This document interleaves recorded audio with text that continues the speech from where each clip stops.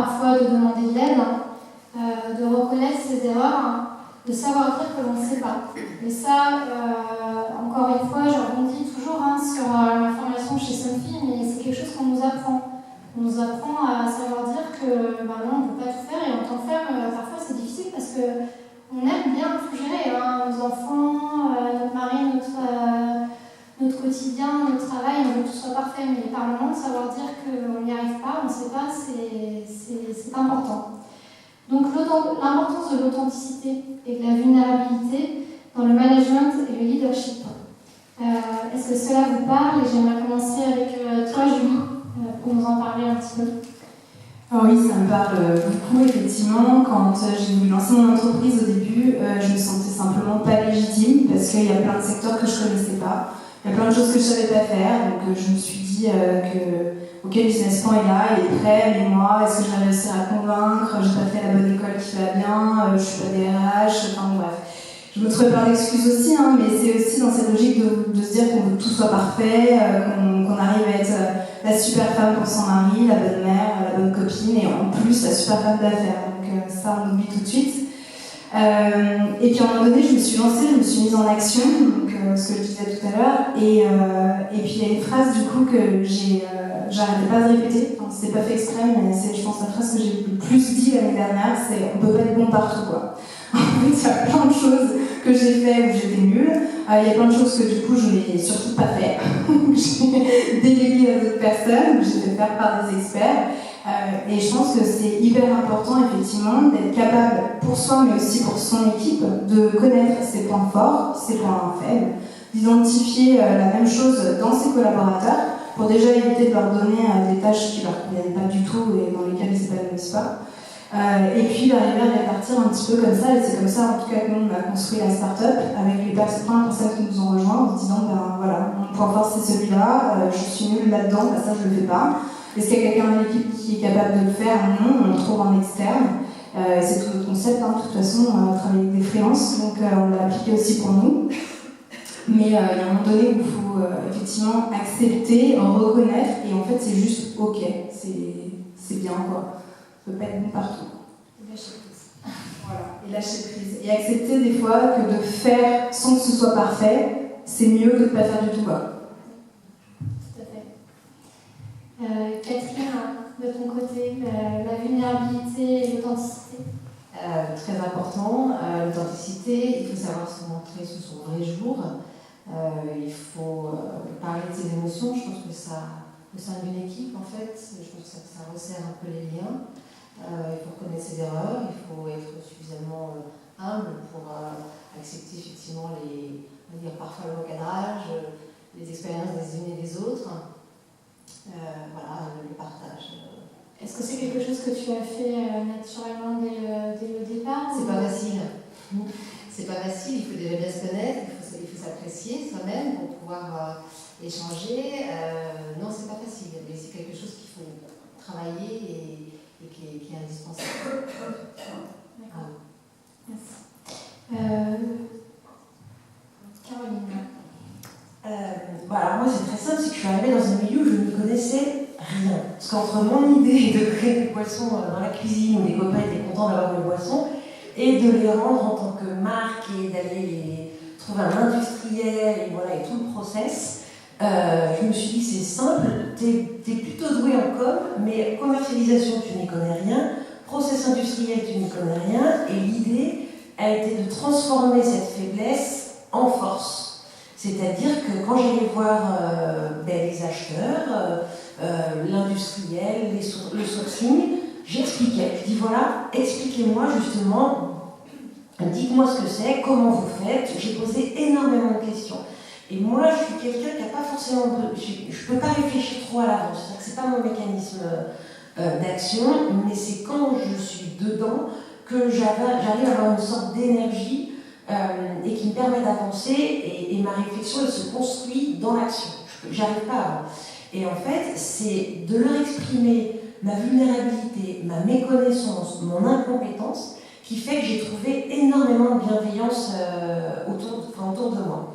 Je vais raconter une anecdote qui m'a toujours fait rire au début. C'est que mon plus gros souci était de trouver un industriel pour l'embouteillage. Et j'ai appelé une entreprise au début sur Lyon, qui est, alors moi je l'appelle Monsieur Orangina, qui est le directeur de process industriel d'Orangina. Et il me répond, nous c'est pas possible chez nous, parce que c'est 1 million de bouteilles minimum. Ok, donc m'expliquez-moi pourquoi, vers qui je peux aller et tout, c'est tout. Et il m'a toujours dit, après il m'a contacté sur LinkedIn, et il m'a toujours dit, mais si vous avez le moindre besoin, vous m'appelez parce que je serai là, parce que je trouve votre projet hyper intéressant. Le lundi, j'ai quelqu'un qui m'appelle, et on va l'appeler Monsieur Cacolac, puisque c'était le responsable industriel de Cacolac, qui me dit, j'ai passé mon week-end à dîner avec Monsieur Orangina, il m'a parlé de vous, comment je peux vous aider? Je lui explique, et il me dit, bon bah désolé, je ne peux pas vous aider. Voilà, c'en est resté là, mais il n'empêche que j'ai parlé de mon projet. J'avais déjà commencé à parler de mes boissons. J'avais déjà commencé finalement à les commercialiser sans les faire. Alors je n'ai pas trop d'infos pour éviter le vol d'idées entre guillemets, on se méfie un peu avant d'avoir lancé, mais ma vulnérabilité, mon incompétence m'a permis d'avancer et m'a permis de trouver en face, sur le chemin des boissons, des gens qui m'ont vraiment porté. Je pense aussi à mes acheteurs de Biocop, comment ils m'ont porté depuis le début, où ils me donnent encore des conseils. Et ça, c'est génial. C'est vraiment, j'ai été très authentique et aujourd'hui, je suis aussi en période de levée de fonds.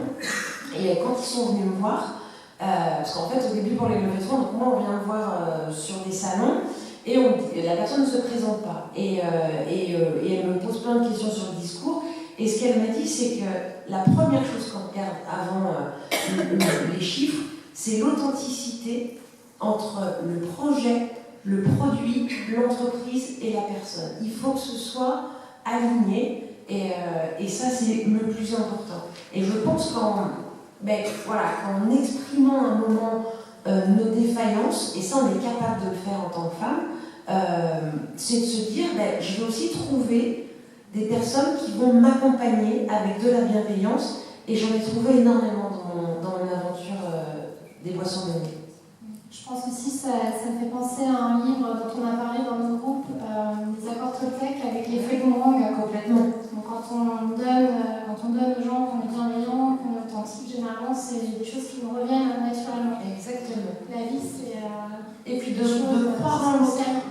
Et de reconnaître aussi ses compétences. C'est-à-dire, je pense qu'en ayant eu cette façon d'apprendre, parce que moi c'était vraiment ma façon d'apprendre et d'avancer, en même temps c'était aussi reconnaître la position et la posture de l'autre et de ne pas arriver en disant voilà j'ai créé le meilleur produit du monde, j'allais voir, c'est génial. Non, c'est finalement qu'est-ce que j'en fais et on va le construire ensemble. Et aujourd'hui c'est vraiment ce que j'ai réussi à amener avec l'ensemble de mes partenaires des magasins bio spécialisés. D'accord, merci. J'aimerais maintenant, je ne sais pas si Delphine, tu veux faire un petit compte rendu. Est-ce que ajouter quelque chose sur la vulnérabilité? Tout à fait. En fait, on a parlé beaucoup de compétences, faiblesses et tout. Moi quand on dit vulnérabilité, je pensais tout de suite à émotion, fragilité, parce que c'est vrai qu'en tant que femme, alors ça ne veut pas dire que les hommes sont moins fragiles et qu'ils n'ont pas d'émotion, mais que parfois on a des périodes qui sont des périodes un petit peu compliquées, un petit peu plus compliquées. Et je voulais juste donner l'exemple, en fait, il n'y a pas très longtemps, j'étais dans une réunion, il y avait beaucoup d'hommes, une réunion très dure où j'en ai pris, mais pour mon grade, on va dire. Et puis il y a des jours où vous n'encaissez pas bien, parce que vous n'avez pas bien dormi, parce que vous êtes engueulé avec votre conjoint, parce qu'il s'est passé quelque chose le matin, enfin bref. Et en fait, je suis sortie de la salle, je me suis autorisée le droit de craquer, Donc je suis allée prendre l'air, j'ai versé 2-3 larmes dans les toilettes.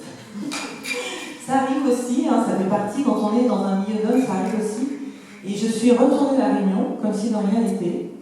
Et ça s'est bien terminé. Et à la suite de la réunion, j'ai 3 collègues masculins, 3 collègues hommes qui sont venus me voir. Et il y avait 2 femmes qui étaient dans la réunion que je connais très bien, qui ne sont jamais venues me voir. Donc en fait, ce que je veux dire, c'est qu'on peut s'autoriser à craquer, ça arrive à tout le monde, et c'est pas parce qu'on est femme qu'on n'a pas le droit de craquer, et que finalement les hommes ne vous regardent pas forcément avec un regard en disant « Oh là là, ça y est, elle est en train de craquer, c'est une femme, etc. » Pas du tout, c'était finalement les plus bienveillants. Et finalement, je pense que j'ai activé un petit peu ce côté protecteur chez eux, qui leur a quelque part, qui leur a fait plaisir. Donc effectivement, voilà, il faut pas, moi je pense qu'il ne faut pas avoir peur de craquer et de montrer sa vulnérabilité. C'est pas pour ça qu'on est moins professionnel et moins bonne dans une entreprise. Merci. Oui, je voulais juste ajouter que du coup, ça, je rebondis sur la confiance, parce que c'est un thème que mon cercle a décidé de la confiance en soi de travailler pour cette année.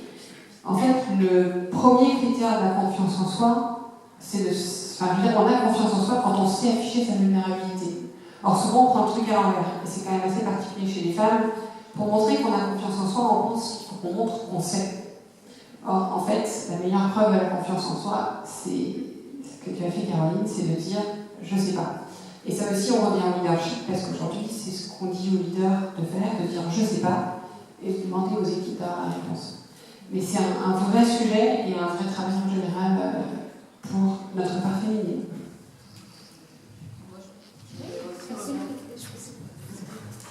Non, parce que ça me parle énormément, la sensibilité, et je pense qu'effectivement, ça c'est vraiment quelque chose qui est important et qui peut être connu. J'ai un peu connu la même expérience, de savoir quand même maîtriser ses émotions, et le premier réflexe c'est de se dire « Ah mon Dieu, j'ai été submergée par mes émotions », donc après on apprend des techniques de respiration, des choses de ce genre, ça aide. Mais moi je pense aussi qu'aujourd'hui on entend beaucoup parler d'entreprises libérées, d'entreprises humanistes. Et ça, qu'est-ce que c'est? C'est la qualité de vie au travail. Et la qualité de vie au travail, là, les femmes, elles ont vraiment une part à jouer. Je pense en apportant par la sensibilité, justement, voilà, cette part-là. Et ce sont des évolutions. C'est vraiment des modes de management qui évoluent et où là, je pense que la complémentarité homme-femme, elle est importante. Voilà. Je suis tout à fait d'accord et je l'observe beaucoup, mais je pense que les femmes, mais aussi les femmes, ont un rôle à jouer pour le faire émerger aussi chez les hommes. Donc c'est pour ça déjà qu'on parle beaucoup de quand on veut développer, moi qui suis très militante, je suis militante pour la mixité. En entreprise, je suis aussi militante pour la mixité, c'est-à-dire qu'on travaille avec les collaborateurs, pas qu'avec les managers. Parce qu'en fait, je pense qu'il y a toutes nos parts à faire évoluer. Voilà, donc plus de présence de femmes, on s'autorise plus à être de notre part féminine. Ça permet aux hommes aussi d'exprimer la leur, et je pense que c'est là qu'on gagne en fait. Quelque chose à rajouter sur l'authenticité, la vulnérabilité? Je voulais revenir rapidement, on en a parlé tout à l'heure déjà un petit peu, mais